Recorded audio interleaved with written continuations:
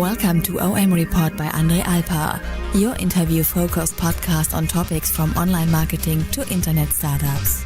Hi Simon, nice to meet you. Can you introduce yourself really quick? Sure. So I'm Simon Heseltine. I am the Director of Organic Audience Development for AOL, which means I work with all the different brands. If I may. Well, we're actually within the Audience Development Organization, Okay. Which is part of the CAO's organization, the Chief Analytics Officer.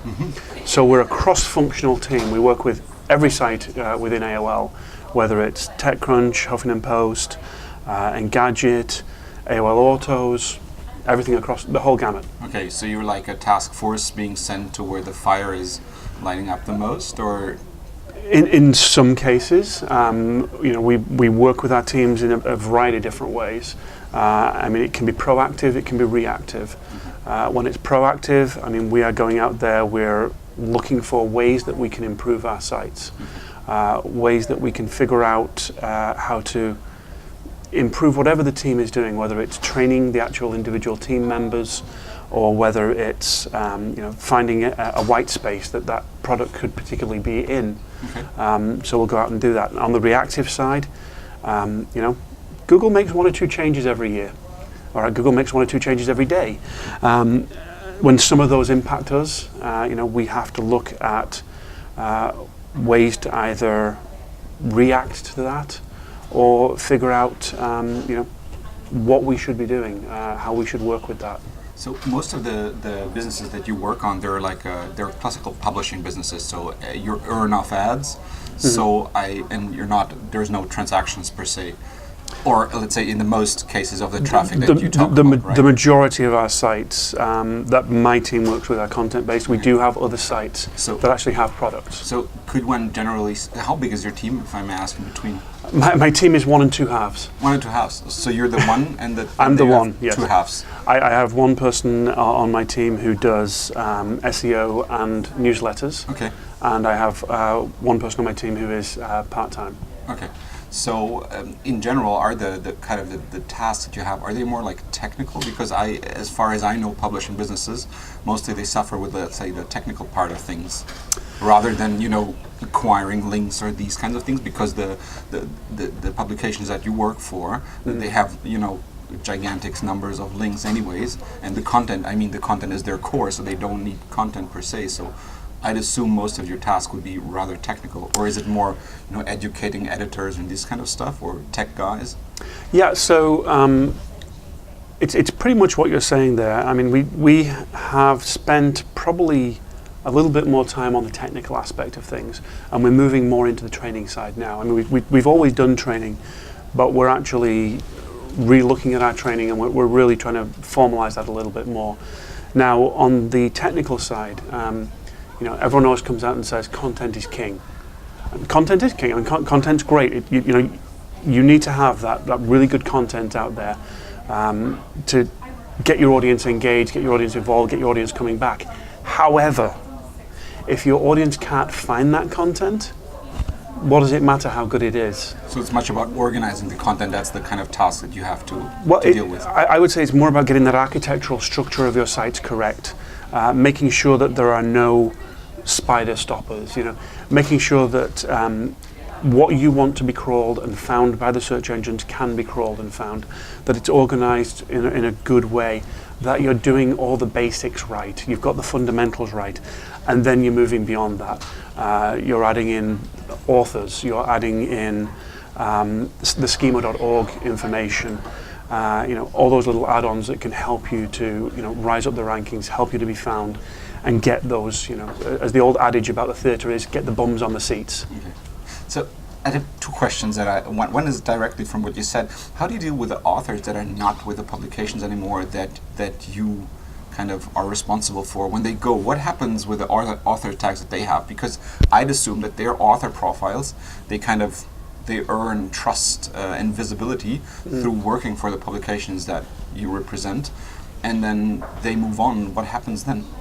How is there like a standard process, or are there like 2 or 3 different cases that can happen? Well, the author if we're talking the author profile as shown in the SERPs, Yes. which comes Yes. from your Google Plus account, Yes. I mean, your Google Plus account is yours. Yes. It's not an organizationally owned thing. It's a personal thing. So when somebody moves on, they're still going to be associated with those articles that they wrote for us. When you look at the Huffington Post, I mean, the Huffington Post we've had over 100,000 different writers. I mean, I've written one article. I should write more for them. But I mean, that's linked to my Google Plus profile. And that article that I wrote is always going to be linked to that profile.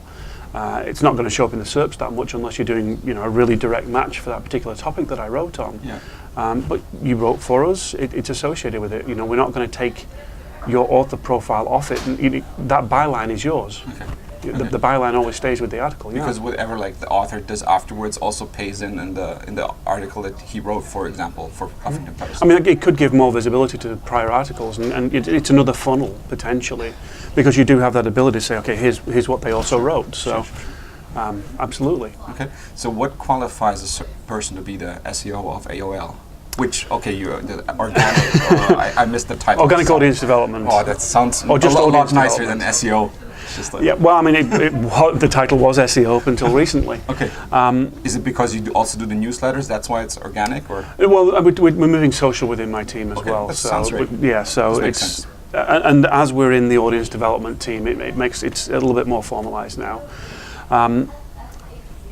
I started out as a software developer back in the day, working on Smalltalk and Java, and I worked for a publishing company that, we worked with different Yellow Page sites. We worked with 4 of the top 6 at the time, taking their Yellow Pages and putting them on CD, so they could actually do print reduction. Okay. So rather than having to put all these pallets of phone books send out to a company, they could send one CD and put it on their intranet. Well, the next evolution was naturally, let's put it online. Once we put it online, it was, okay, how do we get people to come look at it? So, Simon, why don't you take a look at this SEO thing? So that's how I first got involved in it. I moved it over and started working on SEO for that company. And then after I'd been with that company for 7 years, I thought, let's try something different. And I went to an agency. And I worked with that agency for a couple of years, and I came to the realization that I want ownership of a project. I make these recommendations to companies, and then they go away, and I never know whether they do them or what the numbers are when they're done with it. I want that ownership. I want the ability to say, hey, I did this. This is the impact that I made. AOL had a position that was open. I came in and I worked with their sports team and their news team, and I've been there almost 4 years now. Now I'm heading up the team. And it's been a really interesting and it's been a really fun ride. I think we're in a position now. I mean, AOL as a company we've had a huge turnaround in the last few years. I think we've got a great deal of upside and a lot of opportunity. So I'm really excited about where we're going. Okay. Is it sometimes hard?